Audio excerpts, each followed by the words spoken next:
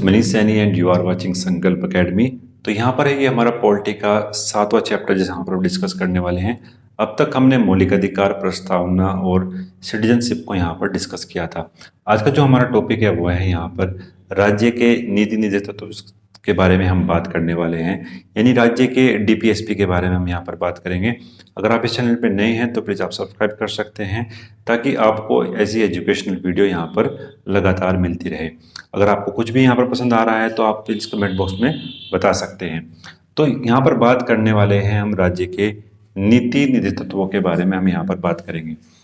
जब हमारा देश आज़ाद हुआ तब उस समय हमारे देश की ऐसी कंडीशन नहीं थी, चाहे वो आर्थिक तौर पर हो या सामाजिक तौर पर हो या राजनीतिक तौर पर हो, तो ऐसी कंडीशन नहीं थी कि वो सारे अधिकार जो हैं वो अपने नागरिकों को यहाँ पर दे सके। तो इस हमारे देश ने यहाँ पर जो हमारी संविधान सभा थी उसने यहाँ पर हमारे जो अधिकार थे उनको 2 भागों में यहाँ पर डिवाइड किया था।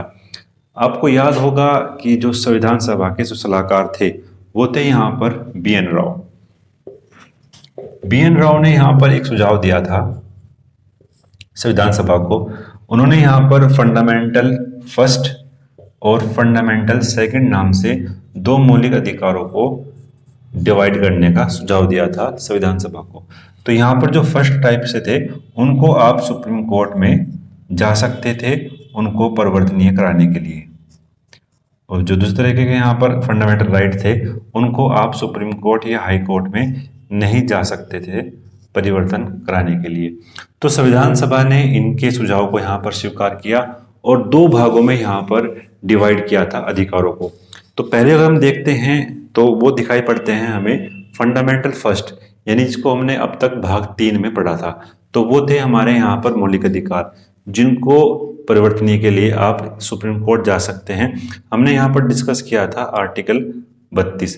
तो आर्टिकल 32 और हाई कोर्ट जा सकते थे आप। आर्टिकल 226 के तहत आप हाई कोर्ट में जा सकते थे इन अधिकारों को परिवर्तनीय कराने के लिए, यानी इन अधिकारों को लागू कराने के लिए। तो ये दिखाई पड़ते हैं हमें अपने भाग 3 में। और दूसरे तरह के जो अधिकार थे हमारे पास वो यहाँ पर फंडामेंटल सेकंड के नाम से नहीं है हमारे पास, वो है हमारे पास यहाँ पर डीपीएसपी के नाम से। तो इन नाम से हम इसको जानते हैं यहाँ पर जो हमारे पास थे यहाँ पर फंडामेंटल सेकंड। तो इनके लिए आप सुप्रीम कोर्ट नहीं जा सकते हैं इनको लागू कराने के लिए। ये बिल्कुल राज्य की दया पर ही छोड़ दिया गया है कि जब जब राज्य ऐसी कंडीशन में पहुंचता है कि वो इनको यहाँ पर इन अधिकारों को दे सकता है अपने नागरिक को, तो वो यहाँ पर उनको प्रोवाइड करता है। तो सुप्रीम कोर्ट या ऐसे जो विवाद लगातार यहाँ पर दिखाई पड़ते हैं कि जो डीपीएसपी हैं उनकी वैल्यू कम है फंडामेंटल राइट से, लेकिन यहाँ पर ऐसा नहीं है। ये विवाद हमारी संविधान सभा में उठा था। तो वहाँ पर जब जो हमारे संविधान सभा के सदस्य थे उन्होंने यहाँ पर यह कहा कि ये जो अधिकार हैं दोनों बराबर हैं, और जो ये अधिकार हैं इनके भुगतान अगर नहीं करती है गवर्नमेंट तो हर 5 साल में आपको यहाँ पर इसका जवाब देना पड़ेगा जनता के द्वारा जब यहाँ पर वोटिंग होगी। तो ये पूरा सिनेरियो था यहाँ पर संविधान सभा में कि जो हमारे डीपीएसपी थे उनको यहाँ पर किस किस तरीके से डिबेटफुल होके यहाँ पर उनको रखा था हमारे संविधान में। अब हम जानते हैं यहाँ पर जो हमारे मौलिक अधिकार थे वो भाग 3 में रखे गए थे, और जो हमारे डीपीएसपी हैं वो हमारे संविधान के भाग 4 में है। भाग 4 में ये हमारे संविधान के रखे गए हैं। भाग 3 में थे हमारे फंडामेंटल राइट और भाग 2 में थी हमारी नागरिकता। तो अगर हम बात करते हैं इसके आर्टिकल के बारे में तो आर्टिकल 36 से 51 के बीच ये हमें दिखाई पड़ते हैं। तो इन जो ये एग्जाम के पॉइंट ऑफ व्यू से काफी महत्वपूर्ण है। कई बार आप यहाँ से डायरेक्ट जो है प्रश्न पूछा भी गया है कि राज्य के जो नीति तत्व हैं वो किस भाग में रखे गए हैं हमारे संविधान के। तो वो रखे गए हैं हमारे पास यहाँ पर भाग 4 में, और भाग 3 में है हमारे पास फंडामेंटल राइट, और भाग 2 में है हमारे पास यहाँ पर नागरिकता। तो ये थोड़ा बेसिक चीजें थी जो हमने यहाँ पर डिस्कस करी। अगर हम बात करते हैं जो हमारे यहाँ पर डीपीएसपी हैं ये कुल मिलाकर यहाँ पर 3 तरीके के हमें दिखाई पड़ते हैं। कुछ जो है हमारे पास वह है यहाँ पर गांधीवादी अनुच्छेद जो आर्टिकल हैं, कुछ है हमारे पास यहाँ पर सामाजिक ये समाजवादी, और कुछ है हमारे पास यहाँ पर उदारवादी। इन 3 तरीके के हमारे पास यहाँ पर डीपीएसपी में अधिकार दिए गए हैं। वादी का यहाँ पर अर्थ है कुछ इस तरीके के अधिकार जो आपके लिए यहाँ पर वैल्यूएबल होते हैं। गांधीवादी अनुच्छेद की बात करते हैं तो जो गांधी से प्रभावित यहाँ पर दिखाई पड़ते हैं, तो उन्हीं को हमने यहाँ पर गांधीवादी अनुच्छेद कहा है। ऐसे ही अधिकार हमें दिखाई पड़ते हैं यहाँ पर समाजवादी, जिसको हमने डिटेल में डिस्कस किया था अपने प्रस्तावना वाले क्लास में। और फिर है हमारे पास यहाँ पर उदारवादी, तो उदारवादी जो अधिकार थे उनको यहाँ पर रखा गया था। तो 3 तरीके के अधिकार हमें यहाँ पर अपने डीपीएसपी में दिखाई पड़ते हैं। तो ये भी काफी महत्वपूर्ण था, कई बार एग्जाम में यहाँ पर पूछा भी गया है। तो अब हम समझेंगे यहाँ पर एक एक आर्टिकल को, और बहुत इजी वे में हम इसको समझने वाले हैं अपने डीपीएसपी को। सबसे पहला जो हमारे पास आर्टिकल है यहाँ पर वो है 36 बात करता है राज्य की परिभाषा, और 37 बात करता है न्यायालय में परिवर्तन नहीं है। तो ये दोनों जो हमारे पास आर्टिकल हैं, आप इनको दोनों को एक साथ करके यहाँ पर इसको समझना है। राज्य की परिभाषा वही है जो हमने आर्टिकल यहाँ पर 12 में डिस्कस किया था। आर्टिकल 12 की अगर बात करते हैं यहाँ पर हमने, तो हमारे पास जो यहाँ पर राज्य है, तो राज्य हमारे पास यहाँ पर स्टेट नहीं है। राज्य से अगर इस चीज का मतलब निकालते हैं तो वो है हमारे पास यहाँ पर सेंट्रल गवर्नमेंट, फिर है हमारे पास यहाँ पर स्टेट गवर्नमेंट,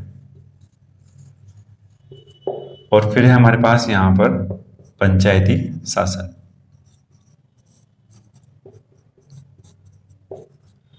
तो इन सबको मिलाकर हम बात करते हैं तो ये हमारे पास राज्य है। तो राज्य का मतलब यहाँ पर स्टेट नहीं है, जैसे यूपी, उत्तराखंड। तो राज्य का मतलब है हमारे पास यहाँ पर सेंट्रल गवर्नमेंट, स्टेट गवर्नमेंट और पंचायती शासन। तो यहाँ पर जो परिभाषा है वो यहाँ पर एज थी जो 12 में हमने पढ़ी थी, वो यहाँ पर यही है। फिर हमारे पास यहाँ पर आर्टिकल 37 का यहाँ पर मतलब यह है कि न्यायालय में ये परिवर्तनीय नहीं है, यानी इनको लागू कराने के लिए आप न्यायालय में नहीं जा सकते थे। जैसे हमने फंडामेंटल राइट में पढ़ा था कि उनको लागू कराने के लिए आप आर्टिकल 32 के तहत अपने सुप्रीम कोर्ट या हाई कोर्ट जा सकते हैं, लेकिन अगर इन अधिकारों के लिए हम जो है न्यायालय में नहीं जा सकते। तो आर्टिकल 36 और 37 में यहाँ पर इतनी ही बात कही गई है। नेक्स्ट हमारे पास यहाँ पर आर्टिकल 38 यहाँ पर बात करता है सामाजिक, आर्थिक और राजनीतिक न्याय के बारे में। सामाजिक, आर्थिक और राजनीतिक न्याय यहाँ से संबंधित है कि जैसे जैसे हमारा जो देश है वो समृद्ध होगा, तो वहां पर सामाजिक, आर्थिक और राजनीतिक न्याय की यहाँ पर बात करता है। आर्टिकल 39 बात करता है यहाँ पर हमारे पास संसाधनों का उचित वितरण, यानी जितने भी हमारे रिसोर्सेस हैं उनको सभी नागरिकों में यहाँ पर डिवाइड करना है, बिल्कुल इक्वली तौर पर। यानी ऐसा नहीं है कि जो कुछ सुविधाएं हैं वो अमीरों के लिए अलग हैं और कुछ गरीबों के लिए अलग हैं। जितना भी हमारे पास रिसोर्सेज हैं वो इक्वली डिवाइड होने चाहिए बिल्कुल हमारे नागरिकों के पास। समान कार्य के लिए समान वेतन, यानी आपको जेंडर के तौर पर यहाँ पर वेतन की विभिन्नता नहीं है। यदि हम बात करते हैं कोई गवर्नमेंट जॉब पर कोई महिला और पुरुष हैं, तो उन दोनों के लिए ही यहाँ पर समान वेतन की बात की गई है। तो वो है हमारा आर्टिकल 39 में। 39 बात करता है, ए बात करता है यहाँ पर समान अवसर के आधार पर यहाँ पर न्याय देना। समान अवसर की बात करते हैं यहाँ पर, तो ये हमारे पास जोड़ा गया था 42वें संविधान संशोधन था हमारे पास 1976, यानी ये अमेंडमेंट के थ्रू हमने यहाँ पर अपने संविधान में इसको इंक्लूड किया था। यहाँ पर ये बात करता है समान अवसर के साथ समान न्याय, यानी जिस कंडीशन में आप हैं उसी कंडीशन में आपको यहाँ पर न्याय देने की बात कही है आर्टिकल 39 में। तो ये तीनों आर्टिकल जो 38, 39 और 39A, ये तीनों आर्टिकल हमें यहाँ पर मिलाकर याद करने होंगे, क्योंकि इनमें बात की गई है सामाजिक आर्थिक न्याय के बारे में, संसाधनों के बारे में और समान अवसर के आधार पर समान न्याय देने के बारे में यहाँ पर बात की गई है। फिर हमारे पास एक यहाँ पर महत्वपूर्ण आर्टिकल है आर्टिकल 40। आर्टिकल 40 बात करता है यहाँ पर पंचायतों के बारे में, यानी पंचायतों के जो न्याय का जो निर्णय था वो मूल तरीके से राज्य के ऊपर डिपेंड था इसको लागू करने से पहले। लेकिन हमने यहाँ पर अमेंडमेंट पढ़ा था अपने अनुसूचियों में 73 अमेंडमेंट जो हुआ था 1993 में। तो यहाँ पर जो अमेंडमेंट था यहाँ पर बात की गई थी पंचायती शासन की, पंचायत शासन की यहाँ पर बात की गई थी। तो अगर हम कुछ डिस्कस करते हैं यहाँ पर, जैसे जैसे हम समृद्ध हो रहे हैं या हमारा देश इस कंडीशन पर पहुंच रहा है कि वो उन अधिकारों को यहाँ पर प्रोवाइड कर सकता है, तो वो यहाँ पर उन अधिकारों को दे भी रहा है। जैसे हमने यहाँ पर पंचायती शासन इसको यहाँ पर दिया था। आर्टिकल, अगर हम बात करते हैं, आर्टिकल 40 बात करता है पंचायती शासन की, तो वो दिया है हमने यहाँ पर 73 अमेंडमेंट 1993 में पंचायत शासन को देने की हमने यहाँ पर बात की है। आपको कमेंट बॉक्स में ये बताना है कि ये किस अनुसूची में हमारे पास यहाँ पर रखा गया है। तो ये आर्टिकल, अगर हम बात करते हैं आर्टिकल जो 40 है हमारे पास, ये क्या है, ये एक गांधीवादी अनुच्छेद भी है। ये भी काफी बार एग्जाम में यहाँ पर प्रश्न पूछा गया था। ये क्या है हमारे पास, जो आर्टिकल 40 है ये गांधीवादी अनुच्छेद भी है। फिर हमारे पास जो नेक्स्ट है यहाँ पर आर्टिकल 41। आर्टिकल 41 बात करता है यहाँ पर कुछ दशाओं में काम पाने का अधिकार। यानी अगर आप महिला हैं, पुरुष हैं, आपके पास काम नहीं है, तो आप कुछ दशाओं में यहाँ पर काम पाने के हकदार होने चाहिए। तो आर्टिकल 41 यहाँ पर बात करता है। फिर आपको यहाँ पर 42 बात करता है कार्य, न्याय संगत और मानवीय दशा। और तीसरा जो हमारे पास आर्टिकल है वो है यहाँ पर 43। तो इन तीनों ही आर्टिकलों को हमें साथ मिलाकर यहाँ पर देखना होगा। इन तीनों ही आर्टिकलों को हमें यहाँ पर देखना होगा। कुछ हमें इस तरीके से समझते हैं इसमें कि कुछ दिशाओं में आपको काम पाने का अधिकार है, आपको यहाँ पर काम मिलता है, कुछ दिशाओं में आपको यहाँ पर काम मिल गया है। अब आप किसी फैक्ट्री या किसी ऐसे ऑफिस में जाते हैं काम करने के लिए, तो वहां पर आप देखते हैं कि वहां पर कार्य करने की एक न्याय संगत स्थिति होनी चाहिए और ऐसी मानवीय दशा वहां पर होनी चाहिए कि आप बैठ के उस ऑफिस में आप जो है अपना काम कर सके। फिर आपको यहाँ पर काम मिलता है, वो अच्छी बात है। फिर है 43 आर्टिकल। 43 आर्टिकल बात करता है यहाँ पर निर्वाह मजदूरी की, यानी जितना आपने काम किया आपको उतना यहाँ पर वेज भी मिलना चाहिए, यानी आपको उतनी यहाँ पर सैलरी भी आपकी होनी चाहिए। तो आर्टिकल 43 बात करता है यहाँ पर आपके सैलरी की, यानी आपका जो इतनी यहाँ पर आपको सैलरी मिल चाहिए कि आपका जो जीवन है वो यहाँ पर सही तरीके से चालू रूप से यहाँ पर चल सके। तो आर्टिकल 41, 42 और 43 हमें बात करता है कुछ दिशाओं में काम पाने का अधिकार, यानी आपको काम मिल गया है और जब ऑफिस जाते हैं तो आप देखते हैं कि वहां पर मानवीय दशा है और काम करने के लिए सही कंडीशन है और आपको इतनी सैलरी वहां पर मिल रही है कि आप जो है सही से अपना जीवन निर्वाह है, जीवन यापन है, वो सही से यहाँ पर कर सकते हैं। अगर आप देखते हैं कि आप वहां पर सही कंडीशन नहीं पाते हैं तो वहां पर आपके पास एक विकल्प होना चाहिए यहाँ पर कुटीर उद्योगों को करने का। तो ये आर्टिकल 43 में हमें यहाँ पर दिया गया है। फिर हमारे पास यहाँ पर आर्टिकल 44, यानी आर्टिकल 4 और 4 यहाँ पर समान। तो यहाँ पर बात की गई है समान अधिकारों के बारे में। समान नागरिक संहिता, समान नागरिक जो संहिता है हमारे पास, उसको हम कुछ इस तरीके से समझते हैं। सॉरी, तो यहाँ पर बात करते हैं समान नागरिक संहिता के बारे में। तो दो तरीके के हमारे पास यहाँ पर लॉ हैं। एक तो हमारे पास यहाँ पर है क्रिमिनल लॉ, यानी आपराधिक कानून के बारे में बात करते हैं, आपराधिक कानून। और दूसरे हैं हमारे पास यहाँ पर सिविल कानून, सिविल लॉ। ये दो तरीके के हमारे पास यहाँ पर लॉ दिखाई पड़ते हैं। जो हमारे पास यहाँ पर आपराधिक कानून है वो जाति धर्म के आधार पर यहाँ पर उनको डिवाइड नहीं किया गया है। यदि कोई किसी भी धर्म का व्यक्ति है वो यहाँ पर आपराधिक कानून के तहत गिरफ्तार किया जाता है तो उसको जो है सभी के लिए यहाँ पर समान कानूनों को रखा गया है। दूसरी तरफ हमारे पास जो आते हैं वो है यहाँ पर सिविल लॉ। सिविल लॉ में आपको यहाँ पर डिफरेंस दिखाई पड़ता है। जैसे हिंदू और मुस्लिम जो लॉ हैं वो यहाँ पर अलग अलग व्याख्या करते हैं अपने धर्म के आधार पर, तो उनको यहाँ पर अलग अलग रखा गया है।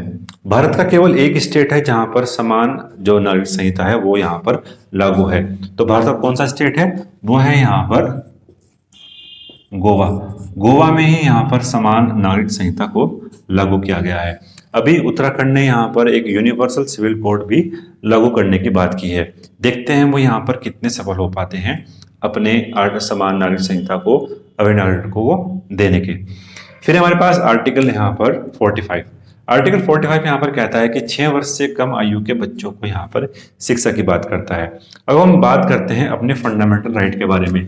हमारे पास एक आर्टिकल था यहाँ पर जिसको हमने यहाँ पर डिस्कस किया था, वो था हमारे पास 21A। 21A बात करता है 14 वर्ष से 14 वर्ष तक के बच्चों को यहाँ पर बात करता है, शिक्षा की बात करता है। तो शिक्षा की बात आर्टिकल 21A में बात की गई है हमारे पास 14 वर्ष तक के बच्चों को शिक्षा की। लेकिन वो जो क्लोज था वो हमने जोड़ा था अपने फंडामेंटल राइट में 86 अमेंडमेंट के थ्रू। 86 अमेंडमेंट में वो यहाँ पर हमने जोड़ा था और आर्टिकल 45 की जगह उसको यहाँ पर निकाल करके हमने फंडामेंटल राइट में ले गए थे। तो ये क्लोज हमारे पास खाली बचता था। तो इसकी जगह अब हमने किया है कि 6 वर्ष से कम आयु के बच्चों को शिक्षा की बात की गई है आर्टिकल 45 में, और इसको हमने यहाँ पर ऐड किया है 86वें संविधान संशोधन के द्वारा। तो ये दोनों ही आपस में यहाँ पर जुड़े हुए हैं। तो आप इजीली इसको याद भी कर सकते हैं कि 86वें संविधान संशोधन के द्वारा यहाँ पर इसको 6 से 14 वर्ष तक के बच्चों की शिक्षा के बारे में बात की गई है। ये पहले आर्टिकल था हमारे पास डीपीएसपी के थ्रू आर्टिकल 45 में। अब हमारा देश इतना समृद्ध हो चुका था कि वो जो है प्रत्येक बच्चे के लिए यहाँ पर शिक्षा के अधिकार को लागू कर सकता था। तो वहां पर इसको हमने लागू किया है। अभी हम हमारे पास जो टारगेट है वो है कि 6 वर्ष से कम आयु के बच्चों को भी हम जो है एजुकेशन प्रोवाइड कर सके निःशुल्क। तो 45 में हमने इसको रखा गया है और 86 में हमने इसको यहाँ पर ऐड किया था। तो ये आशा है आप उसको जो है इजीली यहाँ पर समझ चुके होंगे। फिर हमारे पास यहाँ पर आर्टिकल 46। आर्टिकल 46 बात करता है यहाँ पर एससी और एसटी की शिक्षा, उनके आर्थिक हित और उनके सामाजिक न्याय के बारे में। ये आर्टिकल दोनों ही हमारे यहाँ पर जुड़े हुए हैं। इन दोनों को ही आपको यहाँ पर जोड़कर याद करना होगा, क्योंकि पहले तो हमने यहाँ पर जनरल आधार पर इनको शिक्षा यहाँ प्रोवाइड की है, फिर हम एससी और एसटी को भी यहाँ पर शिक्षा, उनके आर्थिक हित और उनके सामाजिक न्याय को यहाँ पर देने की बात करते हैं। फिर है हमारे पास आर्टिकल यहाँ पर 47 बात करता है मद्य निषेध, पोषाहार और स्वास्थ्य के बारे में। मद्य निषेध की बात करते हैं तो यहाँ पर जितने भी नशीले पदार्थ हैं उनको यहाँ पर बैन करने की बात की गई है। तो ऐसे 2 स्टेट हमें लगभग दिखाई पड़ते हैं जहाँ पर मद्य निषेध को उन्होंने बैन किया है। अगर आपको देखते हैं कि किसी भी मद्य निषेध यहाँ पर उसको बैन किया जाता है तो उसका पोषाहार और स्वास्थ्य क्या है वो इन यहाँ पर बढ़ता है। तो 2 स्टेट की बात करते हैं तो बिहार और गुजरात ऐसे 2 स्टेट हमें दिखाई पड़ते हैं जो मद्य निषेध को यहाँ पर बैन करते हैं, जिससे उनके जो नागरिक हैं उनके स्वास्थ्य भी यहाँ पर अच्छा होता है। फिर हम बात करते हैं आर्टिकल 48 के बारे में और 48A के बारे में। तो 48 के बारे में बात करते हैं, तीनों ही आर्टिकलों को हमें यहाँ पर मिलाकर पढ़ना होगा। तो मिलाकर अगर यहाँ पर आप डिस्कस करेंगे उस चीज को तो वो इजीली आप इसको यहाँ पर समझ सकते हैं। आर्टिकल 47 यहाँ पर कहता है कि मद्य निषेध, पोषाहार और स्वास्थ्य। आर्टिकल 48 यहाँ पर कहता है कि कृषि, पशुपालन, दुधारू पशु। अब कोई व्यक्ति है वो यहाँ पर जो नशीले पदार्थ है उसको यहाँ पर लेना अब छोड़ देता है, तो वो क्या करेगा, वो अपना जो है अपने कृषि कार्य में यहाँ पर सम्मिलित होगा, वो पशुपालन करेगा और दुधारू पशुओं का यहाँ पर पालन करेगा। तो ये आर्टिकल 48 में काफी महत्वपूर्ण है, कई बार एग्जाम में इसको डिस्कस भी किया गया था। तो 48 कृषि, पशुपालन और दुधारू पशुओं के बारे में यहाँ पर बात की गई है। जब यहाँ पर वो कृषि करेगा तो थोड़े बहुत यहाँ पर पेड़ भी लगाएगा तो वहां पर क्या करेगा, पर्यावरण संरक्षण की बात यहाँ पर करेगा। तो आर्टिकल 48A में यहाँ पर इसको बताया गया है पर्यावरण संरक्षण, और 42वें संविधान संशोधन के द्वारा इसको हमने यहाँ पर जोड़ा था। 42वें अमेंडमेंट के थ्रू 1976 के द्वारा हमने इसको यहाँ पर ऐड किया था अपने पर्यावरण संरक्षण के बारे में। फिर हम बात करते हैं यहाँ पर आर्टिकल 49 और 50, ये दोनों ही हमारे पास जो यहाँ पर महत्वपूर्ण है। आर्टिकल 49 बात करता है अपने राष्ट्रीय महत्व के स्मारक, ऐसे स्थान जो हमारे लिए धरोहर हैं। ऐसी धरोहरें जैसे लाल किला, ताजमहल, खजुराहो के जो मंदिर हैं, एलोरा के जो मंदिर हैं, उनको यहाँ पर संरक्षण देने की बात की गई है। राष्ट्रीय महत्व के स्मारक, धरोहर जो स्थान हैं उनको यहाँ पर संरक्षण देने की बात की गई है आर्टिकल 49 में। आर्टिकल यहाँ पर बात करता है 50, यहाँ पर कहता है कि कार्यपालिका और न्यायपालिका का यहाँ पर पृथक्करण की बात करता है, यानी उनको डिवाइड करने की बात करता है। तो डिवाइड यहाँ पर कैसे होगा, 50-50 करके वो डिवाइड होगा। तो आपसे याद कर सकते हैं आर्टिकल 50 यानी 50-50 बराबर 2 भागों में यहाँ पर डिवाइड करने की बात करता है। यदि कार्यपालिका और न्यायपालिका का यहाँ पर गठबंधन होगा तो वो किसी भी लोकतांत्रिक देश के लिए यहाँ पर, यानी किसी भी देश के लिए वो यहाँ पर खतरा पैदा कर सकता है। यदि कार्यपालिका और न्यायपालिका आपस में स्वतंत्र होगी तो सही तरीके से हमारा जो देश है वो सुचारू रूप से आगे चल सकता है। नेक्स्ट हमारे पास यहाँ पर आर्टिकल 51, ये इतनी बातें हमने यहाँ पर कही हैं। तो इसके बाद हम बात करते हैं अंतर्राष्ट्रीय शांति सुरक्षा में अभिवृद्धि की। तो बात है यहाँ पर आर्टिकल 51 में। तो 51 में आप बात करता है यहाँ पर अंतर्राष्ट्रीय शांति सुरक्षा और समृद्धि की। तो ये दोनों आर्टिकल और ये वाला आर्टिकल आपको अकेले याद करना होगा। तो अब बात करते हैं हम एग्जाम के पॉइंट ऑफ व्यू से हमारे पास यहाँ पर क्या महत्वपूर्ण है। तो जो एग्जाम के पॉइंट ऑफ व्यू से हमारे पास महत्वपूर्ण है वो है यहाँ पर आर्टिकल 39। ये बात करता है समान कार्य और समान वेतन के बारे में। फिर है हमारे पास आर्टिकल 40, एग्जाम के पॉइंट ऑफ व्यू से बहुत ही महत्वपूर्ण है और एग्जाम से यहाँ पर आपको प्रश्न मिलने वाले हैं, गारंटेड है। तो आर्टिकल 40 बात करता है हमारे पास यहाँ पर पंचायत के बारे में। फिर जो नेक्स्ट हमारे पास यहाँ पर इंपॉर्टेंट आर्टिकल है वो है हमारे पास आर्टिकल 44। अगर इन जो हमारे पास यहाँ पर बात कर रहे हैं हम कौन कौन से महत्वपूर्ण है, अगर यहाँ से प्रश्न पूछे जा सकते हैं तो इन्हीं जो आर्टिकल है महत्वपूर्ण, यहीं से आपको प्रश्न मिलने वाले हैं। आर्टिकल 45 भी हमारे पास काफी महत्वपूर्ण है क्योंकि इसमें अमेंडमेंट हमने यहाँ पर किया था। फिर जो नेक्स्ट हमारे पास यहाँ पर महत्वपूर्ण है वो है यहाँ पर आर्टिकल 58A, क्योंकि आजकल क्या है पर्यावरण पर काफी यहाँ पर चर्चा हम कर रहे हैं, तो आर्टिकल 50A को भी बहुत महत्वपूर्ण दिखाई पड़ता है। और फिर जो हमारे पास है वो है यहाँ पर आर्टिकल 51। आर्टिकल 51 एग्जाम के पॉइंट ऑफ व्यू से काफी महत्वपूर्ण है। तो जितने आर्टिकल हमने यहाँ पर अभी डिस्कस किए हैं ये एग्जाम के पॉइंट ऑफ व्यू से काफी महत्वपूर्ण है। कुछ और महत्वपूर्ण बात यहाँ पर हम डिस्कस करने वाले हैं। सुप्रीम कोर्ट में यहाँ पर लगातार ये डिबेट रहती है कि जो हमारे फंडामेंटल राइट है और हमारे डीपीएसपी हैं इनको लेकर लगातार यहाँ पर विवाद रहता है। थोड़ा बहुत उसको हम जानते हैं, अपनी बेसिक जो हमारी ज़रूरतें हैं एग्जाम के पॉइंट ऑफ व्यू से उसको हम यहाँ पर सही तरीके से डिस्कस करते हैं। तो सबसे पहले जो हमारे पास यहाँ पर विवाद था वो था यहाँ पर सबसे पहले विवाद उभरा था केशवानंद भारतीवाद में। तो आप देख रहे हैं हम केशवानंद भारतीवाद की कई बार यहाँ पर बात कर चुके हैं। यहाँ पर मौलिक अधिकार और जो हमारे डीपीएसपी हैं यहाँ पर हमारे फंडामेंटल राइट को थोड़ा बहुत ऊपर रखा गया था डीपीएसपी के जगह, थोड़ा बहुत ऊपर रखा गया था हमारे पास, थोड़ा बहुत ऊपर रखा गया था हमारे इसमें फंडामेंटल राइट को, नहीं फंडामेंटल राइट को यहाँ पर अधिक महत्वता दी गई थी। फिर हमारे पास आता है यहाँ पर 42वां संविधान संशोधन जो 1976 में यहाँ पर हुआ था। इसको हम यहाँ पर लघु संविधान भी बोलते हैं। तो इसमें इतने सारे अमेंडमेंट हमें दिखाई पड़ते हैं कि हमने इसको लघु संविधान की यहाँ पर संज्ञा भी दी हुई है। तो आर्टिकल बात करते हैं, अच्छा उसमें फंडामेंटल राइट और डीपीएस में मिलेगा, इसको क्या स्थिति थी। तो 42वें संविधान संशोधन में यहाँ पर जो हमारे डीपीएसपी थे इनको यहाँ पर ऊपर रखा गया था फंडामेंटल राइट की जगह। फिर जो महत्वपूर्ण जो निर्णय है हमारे पास वो आया था यहाँ पर मिनर्वा मिल्स जो केस हुआ था 1980 में। इस केस में जो निर्णय आया वो ये निर्णय था कि हमारे पास जो फंडामेंटल राइट हैं और हमारे पास जो डीपीएसपी हैं ये दोनों समान स्थिति में हैं, यानी इनके बीच कोई भी टकराव नहीं होना चाहिए।